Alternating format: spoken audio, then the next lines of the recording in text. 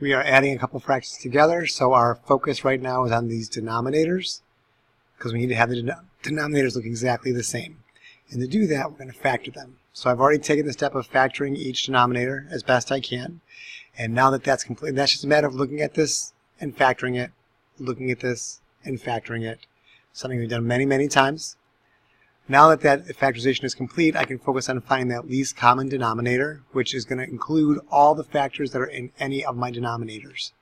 This first denominator has an x minus 3 and an x minus 2. So of course my LCD will have to have both of those factors. As I look at the second denominator, anything that's in here that's not already in here needs to be included. This has an x plus 6. I don't see an x plus 6 in here, so I'll have to put one in there. And I can't emphasize enough that the order of all this makes no difference. If you factored this as x minus 2, x minus 3, that's okay, as long as they're both negative and it's 3 and 2. If you factored this as x plus 6 or x minus 3 times x plus 6, that's okay, as long as the 6 is positive and the 3 is negative. If you have this in a completely different order, it doesn't matter, as long as it's x minus 3, x minus 2, and x plus 6 in any order. Phase 1's totally done. I focused on the denominators. I factored them. I made one expression that contains all of those factors. That will be my common denominator. Phase 2 is again where I'm wishing I had moved this whole thing over, because if I have to add things to this fraction, I should do that. If I were doing this on pencil or paper, I would rewrite everything. But I'm just going to move this over, because this guy is missing parts of this. I'm focusing my energy here, and I'm seeing what's missing. And what does this have that this doesn't? Well, this has an x plus 6. So I'm going to include an x plus 6 on the bottom so that it's completed, and I'll have to put that on top to balance things out. I'll do the same thing over here. I'm going to look here and see what is this missing that this has. This has an x plus 6, it has an x plus 6. This has an x minus 2. This doesn't have an x minus 2. So top and bottom of this get the x minus 2.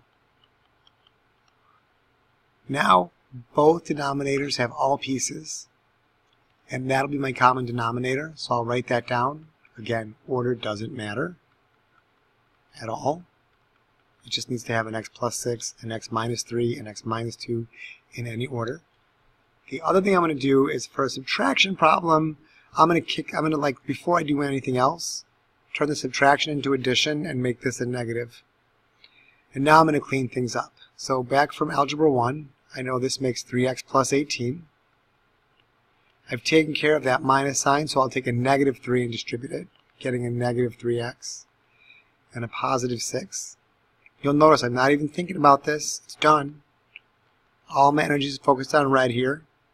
And I'm going to combine these like terms. So 3x and negative 3x, they knock each other out. They cancel. 18 plus 6 makes 24.